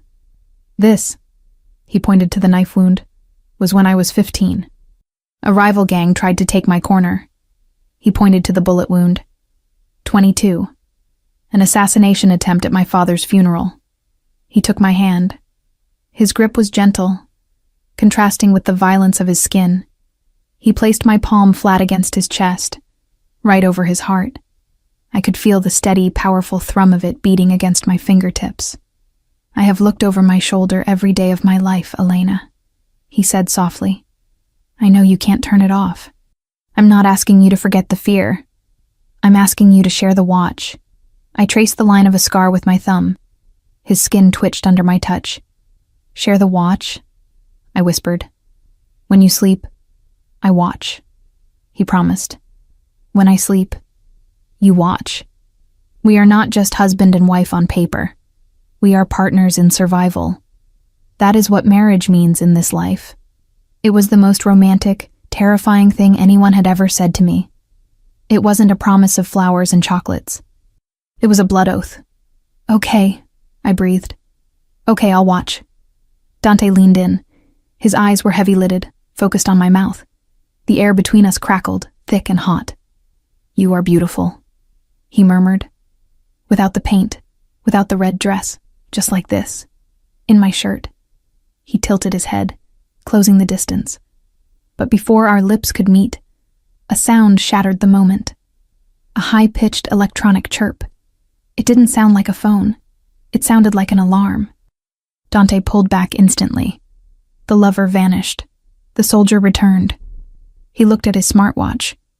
The face of the watch was flashing red. Don't move, he ordered. His voice was ice. He stood up and moved to the wall panel he had used earlier. He tapped the screen furiously. What is it? I asked, standing up, clutching the shirt closed. Dante? Perimeter breach, he said, his eyes scanning the security feeds that popped up on the wall screen. Someone is in the private elevator. The one we came up in. Yes, but I thought you needed a thumbprint. You do, Dante said grimly. He reached under the coffee table and pulled out a gun I hadn't even known was taped there. He checked the chamber in one fluid motion, which means whoever is coming up has the finger of someone I trust. My blood ran cold. The elevator dinged. Dante stepped in front of me immediately. He was a human shield, gun raised, pointed at the steel doors. Get to the studio, he commanded, not looking back. Lock the door. Don't open it unless you hear my voice. I'm not leaving you, I said, grabbing a heavy marble statue from the side table. It was a ridiculous weapon against a gun, but it was heavy. Elena, he barked. Partners, I shouted back. You said partners. The elevator doors slid open. Dante's finger tightened on the trigger, but the elevator was empty. No gunmen, no assassins. Just a small, elegantly wrapped gift box sitting in the center of the floor. Dante didn't lower the gun. He moved forward cautiously, kicking the elevator sensor to keep the doors from closing. He scanned the corners. Nothing. He looked at the box. It was wrapped in black paper with a red ribbon. Stay back, he warned me. He approached the box. He didn't touch it. He used the barrel of his gun to flip the lid open. Inside, there was no bomb, No severed finger. There was a phone. And it was ringing. Dante looked at me, then picked up the phone. He put it on speaker. "Moretti," he answered. A voice crackled through the speaker. Distorted. Digital. But the mockery was unmistakable. "Nice view from up there, Dante," the voice said. "Did you like the gift?" "Who is this?" Dante demanded, his eyes scanning the room, realizing that if they could put a box in the elevator, they could be anywhere. "A friend," the voice said. "Or a concerned party. You made a bold move today, taking the Rossi girl. Some of us think you're getting distracted. Sentimental." I stepped closer to Dante's back. He tensed but didn't push me away. "If you have something to say, come say it to my face," Dante challenged. "Or are you too busy hiding behind a voice modulator?" "Oh, I'll see you soon," the voice laughed. "But tonight is just a warning. The glass tower is pretty, Dante, but glass breaks so easily." The line went dead. Dante crushed the phone in his hand. The plastic cracked under his grip. He turned to me. His face was pale, not with fear, but with rage.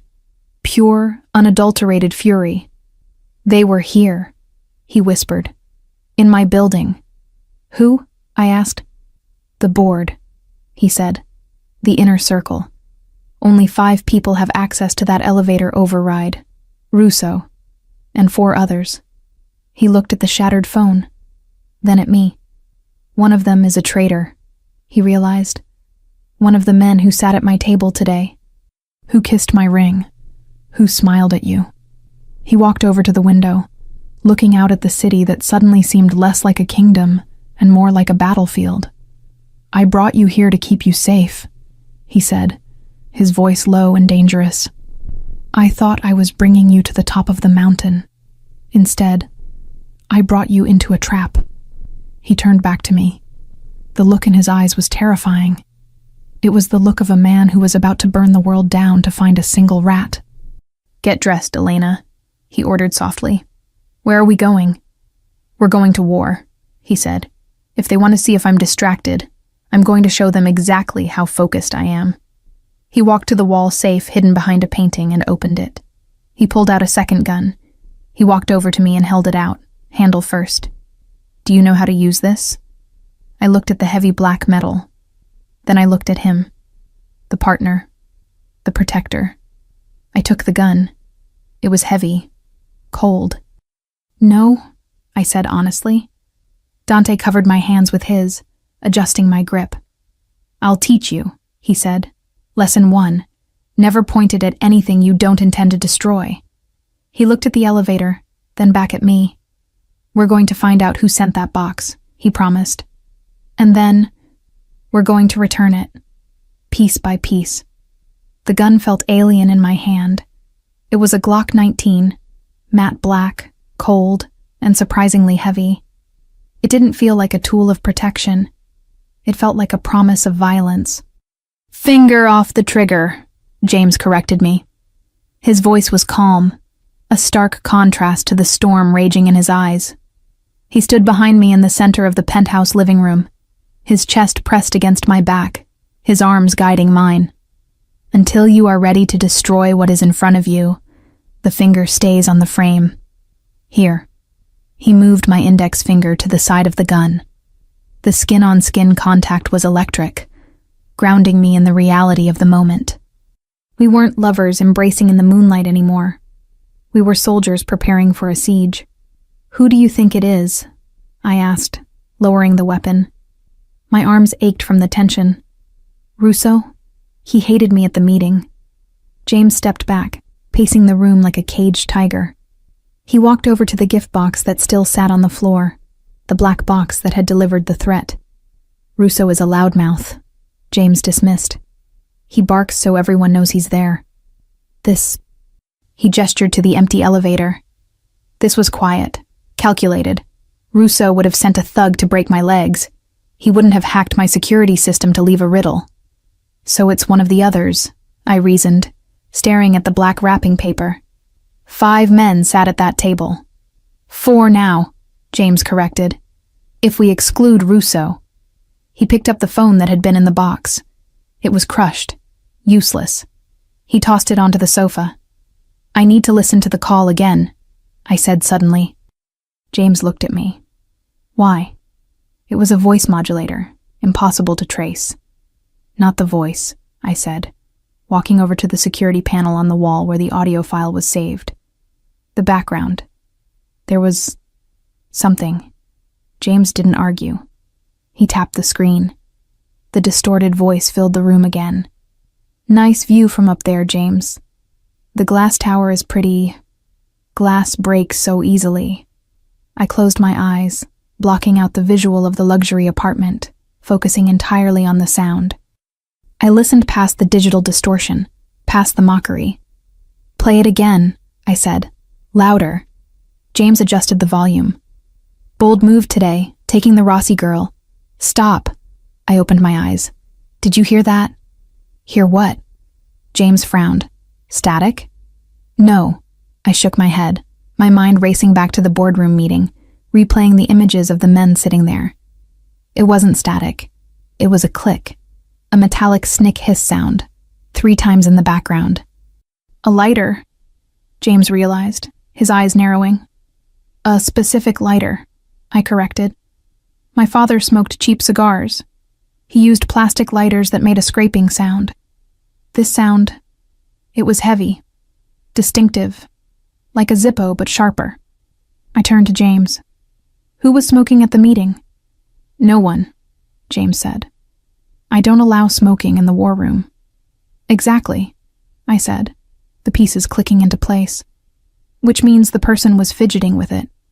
Nervous energy. Opening and closing the lid. Click, click, click." I walked over to the table where the meeting had taken place earlier. I closed my eyes, visualizing the seating arrangement. Russo was opposite me. To his right was Venezia, the old man who fell asleep. To his left, Conti. James finished the sentence. The name hung in the air like smoke. "Alessandro Conti," I whispered. "The young one. The one in the gray suit who didn't say a word." He had a silver lighter on the table next to his notebook. He kept playing with it while I was talking about the bronze statues. James's expression turned into a mask of terrifying clarity. "Conti," he growled. "He's ambitious. He thinks I'm too old-fashioned. He thinks the family should move into synthetics and trafficking. Lines I refuse to cross." "He called you sentimental," I reminded him. "He thinks you're weak, because you chose me." James walked to the closet. He pulled out a black dress shirt and tossed it on the sofa, then began stripping off the one he was wearing. "He thinks I'm weak?" James said, his voice dropping to a lethal whisper. "Then let's show him exactly what kind of monster he woke up." "What are we going to do?" I asked. James pulled the fresh shirt on, fastening the buttons with precise, angry movements. He strapped his shoulder holster back on. "Conti runs a club downtown, the Inferno," James explained. "He holds court there on Saturday nights. He'll be there right now, celebrating his little prank, waiting for me to panic and lock down the tower." He turned to me. He looked me up and down. At the oversized white shirt I was still wearing, my bare legs, my washed face. "Get dressed, Mia," he ordered. "Put on the black pantsuit you tried on at the boutique. Slick your hair back." "We're going to a club?" "No," James said, checking the magazine of his gun. "We are going to a public execution. Not a physical one. I can't kill a capo without proof or a trial. It would start a civil war. But I am going to walk into his territory, look him in the eye, and let him know that I know." Psychological warfare, I realized. Exactly. James walked over to me. He placed his hands on my face, his thumbs brushing my cheekbones.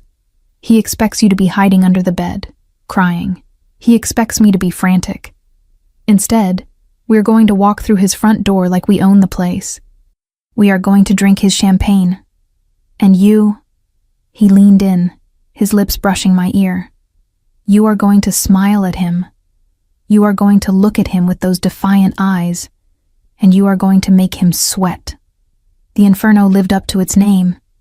It was a cavern of red lights, throbbing bass, and bodies moving in a synchronized frenzy. The air smelled of sweat, expensive vodka, and desperation. We didn't wait in line. The bouncers took one look at James and parted like the Red Sea. Their faces went pale. They whispered into their headsets, alerting the boss that the devil had just arrived. I walked beside James. I was wearing the black tailored suit, sharp shoulders, deep V neckline, wide-leg trousers that swished as I moved. My hair was pulled back in a severe, high ponytail. I wore no jewelry except for the massive diamond engagement ring James had slipped on my finger in the car. "Stay close," James murmured, his hand resting on the small of my back. "Don't let go of my arm." We moved through the crowd. The music was deafening, a physical force thumping in my chest. People stared. They recognized James. The whispers started, spreading across the dance floor faster than the beat. "Dawn Moretti is here. Who is the woman? She looks like a blade." We headed straight for the VIP section, a raised balcony overlooking the chaos.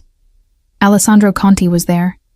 He was sitting on a velvet sofa, surrounded by women in scant clothing and men who laughed too loudly at his jokes. He held a crystal tumbler in one hand and a silver lighter in the other. Click, snap, click. He looked comfortable, arrogant. Then he saw us. The lighter froze in his hand. For a second, the mask slipped. Pure shock registered on his face. He hadn't expected James to leave the fortress. He certainly hadn't expected us to come here. James didn't stop. He walked right up to the table. The music seemed to fade into the background, replaced by the tension radiating from him. "Alessandro," James greeted, his voice cutting through the noise. He didn't shout. He projected authority. Conti scrambled to stand up. He was handsome in a slimy way. Too much gel in his hair, a suit that was too shiny. "Dawn Moretti." Conti smiled, but it was brittle. "What a surprise. To what do I owe the honor? I thought you were occupied." "I was," James said smoothly, "but my fiancé and I felt like celebrating." James pulled me forward. "You remember Mia," James said. "From the meeting." Conti looked at me. His eyes darted to my face, then to James, then back to the lighter in his hand. He shoved the lighter into his pocket quickly. "Of course," Conti nodded. "The art historian. You look different tonight, Signorina."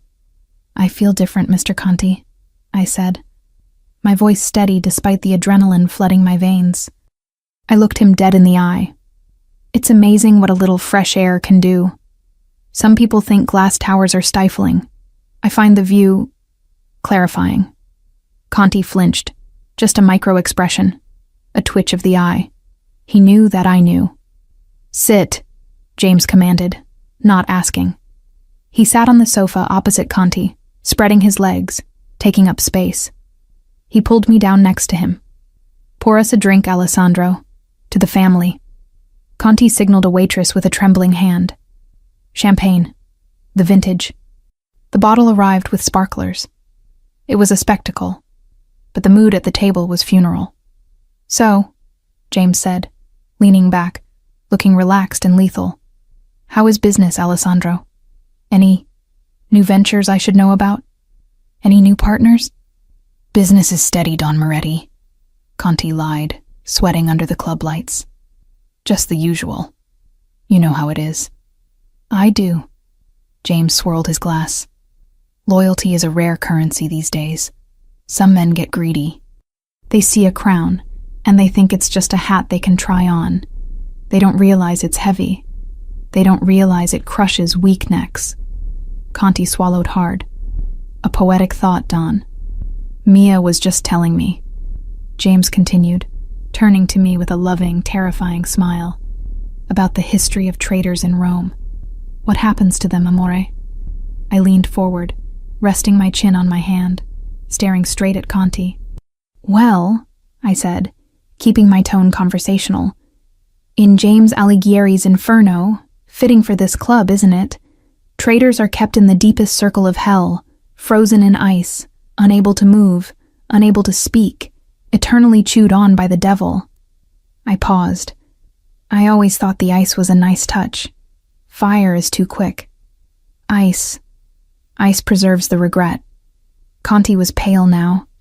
He reached for his drink, but his hand shook so badly the liquid splashed onto his sleeve. "Are you cold, Alessandro?" James asked, his voice dripping with mock concern. "You're shaking." "It's the air conditioning," Conti stammered. James stood up abruptly. The movement made Conti jump. "We shouldn't keep you," James said. "I just wanted to stop by, to see the view." He leaned over the table, bringing his face. "Next time you send a gift, Alessandro," James whispered, low enough that only we could hear, but loud enough to be a death sentence. "Make sure you wipe your fingerprints off the wrapping paper, because I don't like sloppy work." It was a bluff. We didn't have fingerprints. But Conti didn't know that. Panic exploded in Conti's eyes. James straightened up, adjusting his cuffs. "Come, Mia," he said, offering me his hand. "This place smells like rat. I need fresh air." We turned and walked away. We didn't run. We strolled. We walked through the crowd, past the bouncers, and out into the cool night air. As soon as we were inside the SUV, James exhaled. The calm mask dropped. "Did you see it?" James asked, turning to me. "The lighter," I said. "He put it in his pocket the second he saw me."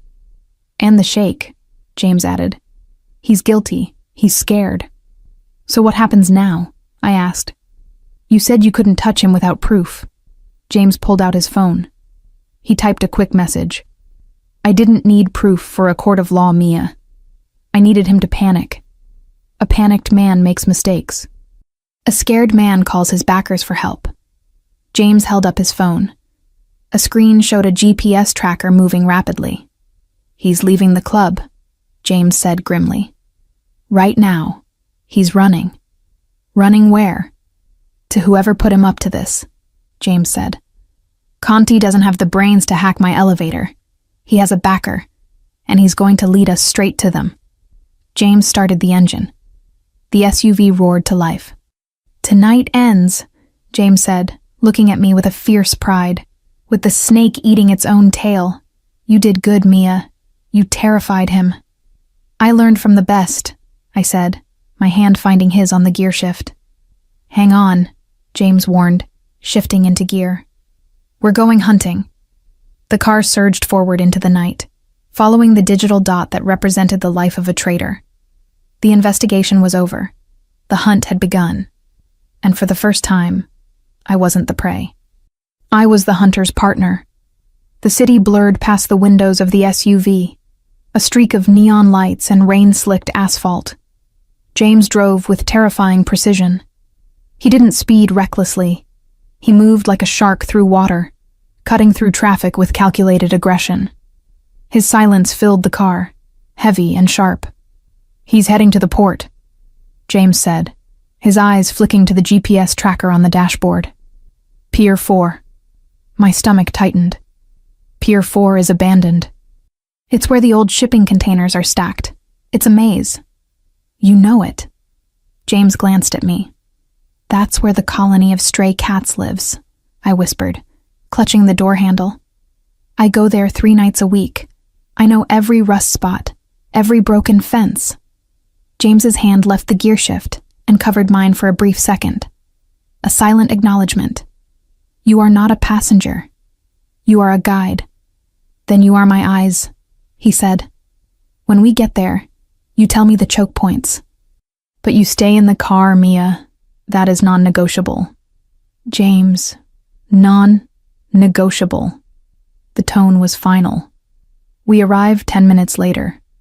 The rain had turned into a downpour, drumming rhythmically against the armored roof. The pier was a graveyard of steel, towering stacks of rusted shipping containers creating narrow, dark canyons. James killed the headlights. We rolled to a silent stop behind a stack of crates.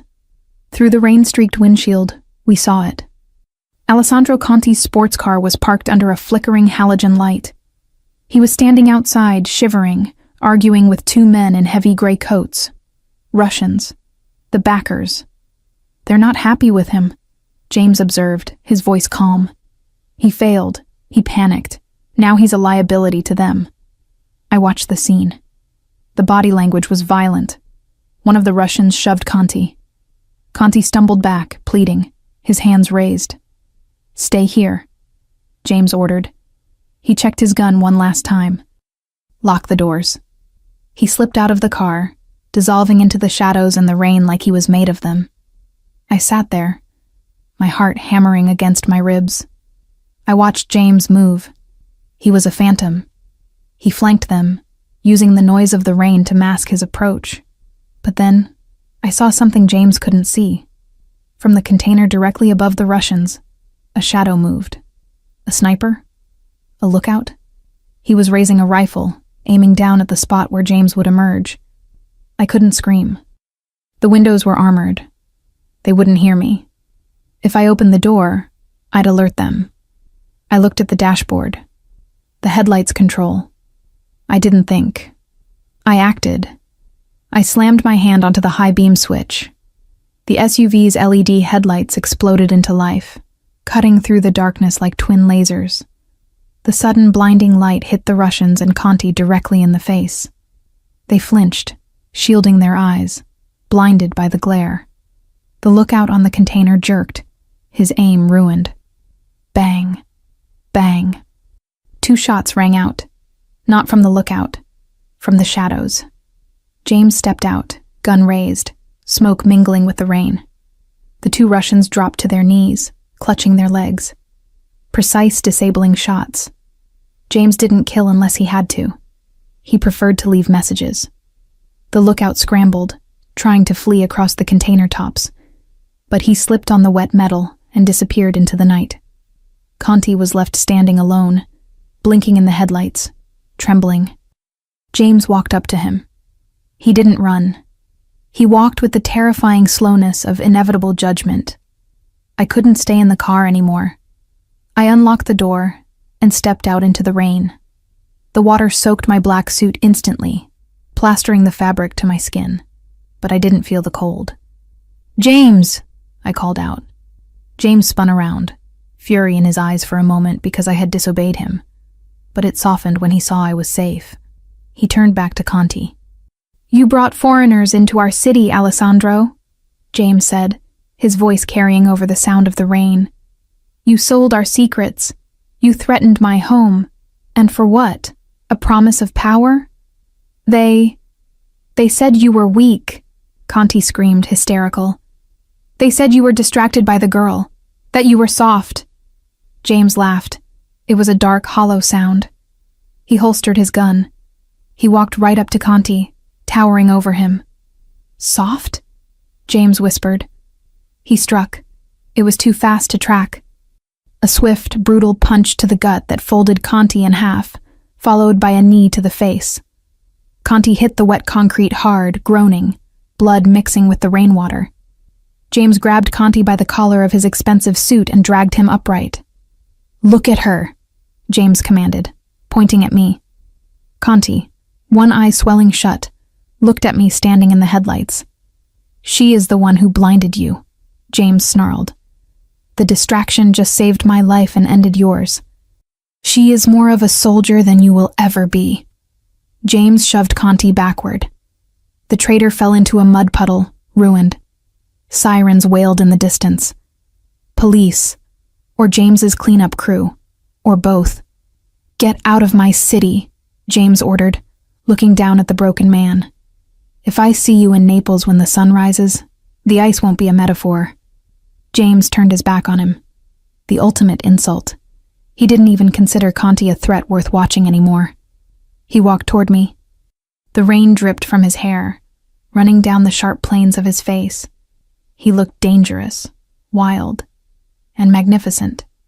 He stopped in front of me. He didn't care about the rain. He didn't care about the sirens getting louder.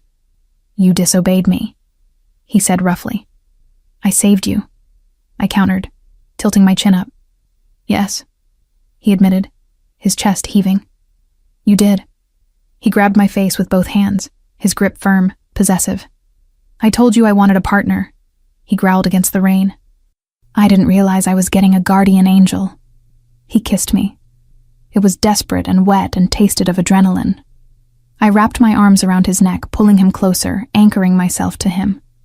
In the middle of the chaos, surrounded by rusted steel and the echo of gunshots, I found the only peace I had ever known. 2 hours later. The penthouse was quiet. The fire in the massive stone hearth crackled, casting dancing orange shadows across the room. We had showered the docks off our skin. I was wearing a silk robe, one of the many things James had bought for me. He was in sweatpants, shirtless, towel drying his hair near the fire. The adrenaline had faded, leaving behind a bone-deep exhaustion, but also a strange, vibrating clarity. I walked into the room, holding something in my hands. James turned. He saw what I was holding. The mustard yellow wool sweater. The ugly disguise. I had retrieved it from the bottom of my suitcase. James stopped drying his hair. He watched me, his expression unreadable. I walked to the fireplace. The heat flushed my cheeks. "You asked me to burn it," I said, looking at the pilled, scratchy fabric. "That first night, you said it irritated my skin." "I remember," James said softly. "I kept it," I confessed, "because I was afraid. I thought I might need it again. I thought you would realize you made a mistake, send me back, and I would need my armor to survive." James tossed the towel onto a chair and walked toward me. The firelight highlighted the fresh bruise on his knuckles where he had hit Conti. "And now?" he asked, stopping inches from me. I looked at the sweater. It represented years of hiding, years of believing I wasn't enough, years of trying to disappear so I wouldn't be hurt. Then I looked at James, the man who saw the diamond in the rough, the man who gave me a gallery, a gun, and a choice. "Now," I said, my voice steady. "I know that armor is just a cage." I threw the sweater into the fire. We watched it land on the logs. For a moment, nothing happened. Then, the synthetic wool caught. It curled, blackened, and burst into flames. The ugly yellow turned to ash. The smoke sucked up the chimney. I felt a weight lift off my shoulders that I hadn't realized I was carrying since I was 16. James wrapped his arms around me from behind. He buried his face in the crook of my neck, inhaling deeply. "It's gone," he murmured. "Yes." I leaned back into him. "Whatever happens next, I face it as myself." James turned me around in his arms. The look in his eyes was so tender it made my heart ache. It was the look of the teddy bear, the soft, devoted creature that lived inside the monster, existing only for me. "Marry me," he said. I blinked. We have a contract. We're already engaged." "No," he shook his head. "Forget the contract. Forget the alliance. Forget the family." He took my hand, the one with the ring, and pressed it to his chest, right over his heart. "I, James, take you, Mia," he whispered, reciting the words like a vow. "Not because you are useful, not because you are beautiful, but because you are the only person who ever saw me in the dark and didn't run away." Tears spilled over my lashes. "James, say yes," he pleaded softly, resting his forehead against mine. "Say yes to the man, not the Don." "Yes," I choked out. "Yes, 1,000 times." He didn't kiss me immediately. He just held me. He held me like I was the most precious thing in the world, fragile and unbreakable all at once. "Tomorrow," he said, "we will rebuild the board. We will secure the city. We will deal with the Russians." "Tomorrow," I agreed. "But tonight?" He swept me up into his arms, bridal style. I gasped, clinging to his shoulders. He carried me toward the bedroom, walking past the glass walls that showed our city, our kingdom, glittering below.